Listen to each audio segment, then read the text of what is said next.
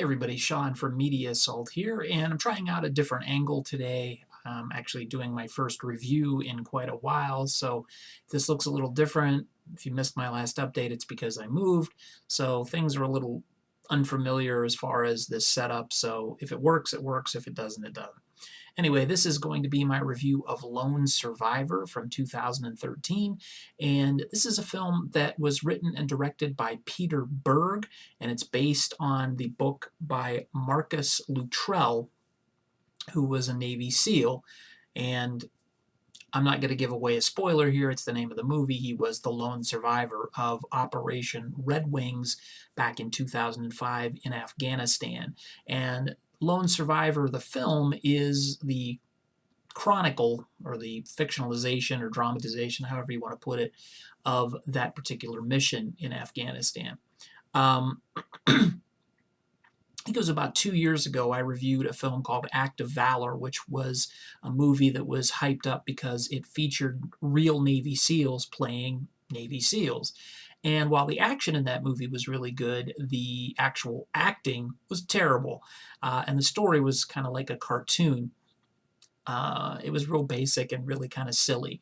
And I am happy to report that Lone Survivor, even though it's based on a true story, of course, it doesn't have real Navy SEALs doing the Navy SEAL action, although there are a lot of actual military people in the film. The movie features a cast of featuring Mark Wahlberg, Emile Hirsch, Ben Foster, and oh geez, Taylor Kitsch. I couldn't remember his name, from quite a few box office disasters of the last couple of years, Battleship and John Carter. Here he redeems himself. He's really good. But anyway, the cast is really strong. The acting is really strong. The performance is really strong. And of course, the story is quite a bit better than the Act of Valor film.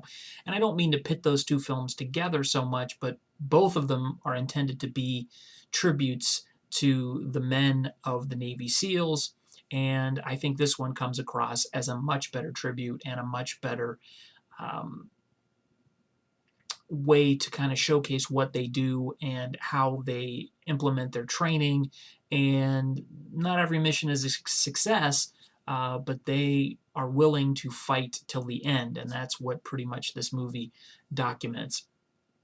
The movie, I mean, you could basically sum it up and say it is a war movie, but it's a little more than that. It shows at the beginning the type of training Navy SEALs have to go through from an opening sequence montage, and then you kind of get a feeling for the camaraderie between these guys, and then they're dropped into the middle of a mission. Their mission is to go and scope out this village in Afghanistan and then eventually kill one of the leaders of the Taliban. I won't spoil anything, and as you know from my reviews in the past, I try not to spoil anything, but things go wrong, horribly wrong, and they find themselves pitted against a much larger force. It's 4 American Navy SEALs against a large force of Taliban soldiers, and then you can put 2 and 2 together and come up with the outcome. The film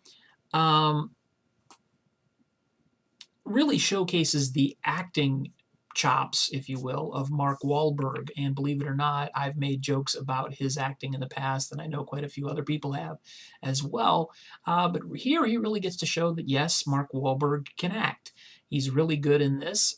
Ben Foster is really good, as is Taylor Kitsch and Emile Hirsch. Everybody's really good. The direction is really good, especially in the action sequences, of which I think it's about 40 minutes into the film or so, all hell breaks loose, and you're kind of on this roller coaster ride for the rest of the film. And Peter Berg does a great job handling the action. He has directed some other films in the past, including Friday Night Lights, the aforementioned Battleship, that maybe weren't so successful in terms of directing. They weren't necessarily horrible films, but this, I think, is the best film that Peter Berg has directed so far, at least in my memory. But other things that are notable in this film is the use of sound, and I'm not saying this merely because it was nominated for Best Sound Editing and Best Sound Mixing by the Academy Awards this year, but while I was watching the film, I noticed that the sound usage is just really atmospheric, and it really puts you in the the place of the soldiers, if you will. You can hear bullets whizzing by, and it just adds to the already tense atmosphere, of which Peter Berg does a great job of creating. There is a lot of suspense, a lot of tension, and you really, although I don't think any movie would adequately be able to tell you what it's like to be a Navy SEAL dropped deep behind enemy lines, um, you really are on the edge of your seat for a lot of this film, and it's really a testament to the sound and the music and the direction. And I mentioned the music, which was done by a band called Explosions in the Sky, and their music is very minimalistic. It really adds, again, to the atmosphere of the film, and it does a great job. I read a review, somebody said that this movie has really tacky, epic war music, war movie music, and I didn't find that to be the case at all. So be that as it may, I really enjoyed the music, or in some cases, the lack of it in this film. Um, Really, I don't have any major gripes with the movie. I think it's a really good action film. It's a really good tribute to the men and women of the military, mostly the men in this one, because I don't think there's one woman in this film at all, other than pictures on the wall of the soldiers. Um, but I think it's a really, really good movie.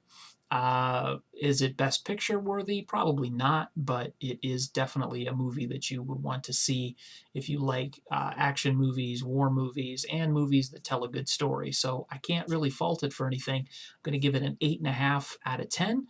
And there you go. That's my review of Lone Survivor from 2013. Check it out. It is in theaters now, and by all means, it's worth a trip to the theater to see. Stay tuned for more reviews and more stuff coming up here on the Media Assault channel, and I'll catch you later. Take it easy.